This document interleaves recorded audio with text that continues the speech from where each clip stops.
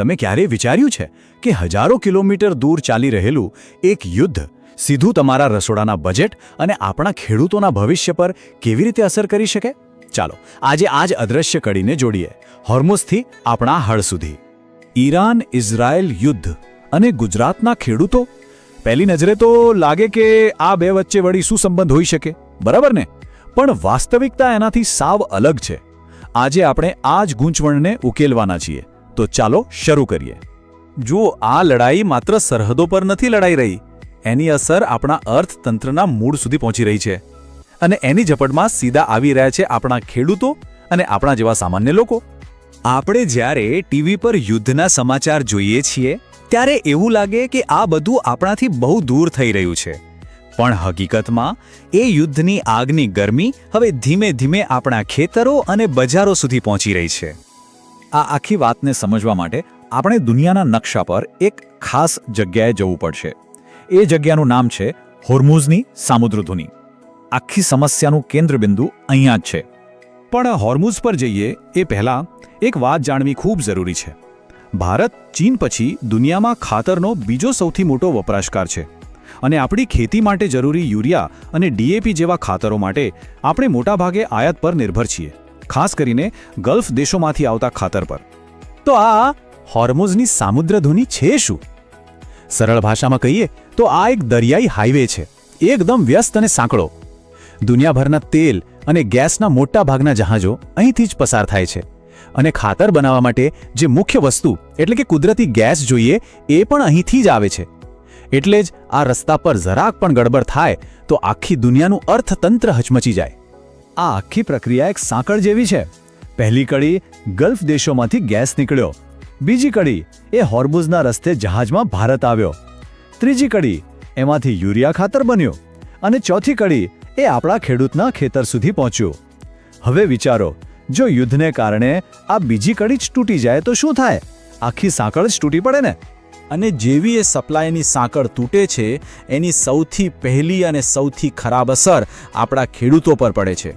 અને ત્યાંથી જ શરૂ થાય છે ખાતરનું એક મોટું સંકટ. અત્યારે પરિસ્થિતિ થોડી અટપટી છે. એક તરફ સરકાર કહી રહી છે કે ગભરાવાની જરૂર નથી, આપણી પાસે પૂરતો સ્ટોક છે. પણ બીજી તરફ કૃષિ નિષ્ણાતો ચેતવી રહ્યા છે કે ભાઈ, જો આ યુદ્ધ લાંબુ ચાલ્યું તો આ સ્ટોક પણ ક્યાં સુધી ચાલશે? પરિસ્થિતિ ગમે ત્યારે બગડી શકે છે. અને આ વાત કોઈ નાની સૂની નથી. ભારતમાં આપણે દર વર્ષે લગભગ 4 કરોડ ટન યુરિયાનો ઉપયોગ કરીએ છીએ. તમે કલ્પના કરી શકો છો આ આંકડો કેટલો મોટો છે?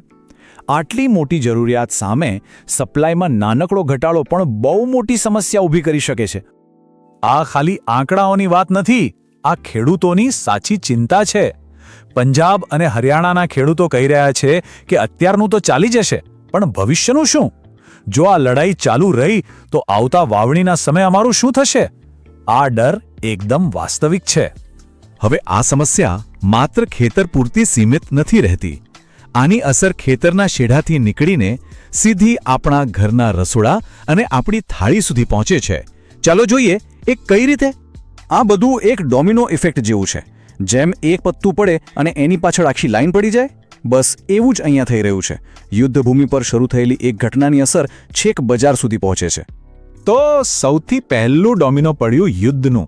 યુદ્ધને કારણે હોર્મુઝ જેવા શિપિંગના રસ્તાઓ જોખમી બન્યા અને ત્યાંથી ખાતર માટે આવતા કાચા માલનો સપ્લાય અટકી ગયો અથવા ધીમો પડી ગયો. હવે બીજું ડોમિનો, ખેડૂતોને સમયસર અને પૂરતું ખાતર ન મળ્યું. એનું પરિણામ શું આવ્યું? પાકનું ઉત્પાદન ઘટ્યું. સીધો હિસાબ છે, ઓછું ખાતર તો ઓછી ઉપજ. અને હવે છેલ્લું અને સૌથી મોટું ડોમિનો, જ્યારે બજારમાં શાકભાજી, ફળો અને અનાજ ઓછા આવે પણ ખરીદનારા તો એટલા જ હોય, ત્યારે શું થાય? માંગ અને પુરવઠાનો નિયમ લાગુ પડે અને ભાવો આસમાને પહોંચી જાય, જેની અસર સીધી આપણા ખિસ્સા પર પડે છે. અને ખાસ કરીને ગુજરાતના બાગાયતી ખેડૂતો માટે તો આ એક બેવડો ફટકો છે. જે ખેડૂતો કેરી, શાકભાજી જેવી ખેતી કરે છે એમનું વિચારો. એક તો ખાતરની અછતથી ઉત્પાદન ઓછું થાય છે, અને જે પાક ઉગે છે એની ગુણવત્તા પણ નબળી રહે છે, જેના કારણે બજારમાં એમને સારો ભાવ પણ નથી મળતો. નુકસાન બધી બાજુથી. તો આટલી ગંભીર પરિસ્થિતિ છે. તો હવે સવાલ એ થાય કે આનો ઉકેલ શું? શું આમાંથી બહાર નીકળવાનો કોઈ રસ્તો છે? ચાલો હવે એના પર વાત કરીએ. મુખ્યત્વે બે રસ્તા દેખાઈ રહ્યા છે. એક છે સરકારના સ્તરે. સરકાર ગલ્ફ દેશો સિવાય બીજા દેશોમાંથી આયાત કરવાના વિકલ્પો શોધી રહી છે અને સાથે સાથે દેશમાં જ ખાતરનું ઉત્પાદન વધારવા પર ભાર મૂકી રહી છે. અને બીજો વધુ ટકાઉ રસ્તો ખેડૂતો માટે છે, ઓર્ગેનિક ખેતી તરફ વળવું, જેથી આ રાસાયણિક ખાતર પરની નિર્ભરતા જ ઘટી જાય. પણ હા, એક વાત આપણે સમજવી પડશે. આ બધા ઉકેલો લાંબા ગાળાના છે. દેશમાં ખાતરની નવી ફેક્ટરીઓ નાખવી કે ખેડૂતોને સંપૂર્ણપણે ઓર્ગેનિક ખેતી તરફ વાળવા એ કંઈ રાતોરાત થતું કામ નથી. એમાં સમય લાગશે. અને એટલે જ આ આખું સંકટ આપણને એક બહુ મોટો સવાલ પૂછી રહ્યું છે. શું આ ઘટના આપણા માટે એક વેકઅપ કોલ છે? શું હવે સમય આવી ગયો છે કે આપણે ખેતીના મામલે ખરેખર આત્મનિર્ભર બનવા માટે ગંભીરતાથી વિચારીએ? કદાચ આ પડકાર જ આપણને એક નવી તક તરફ લઈ જઈ રહ્યો છે.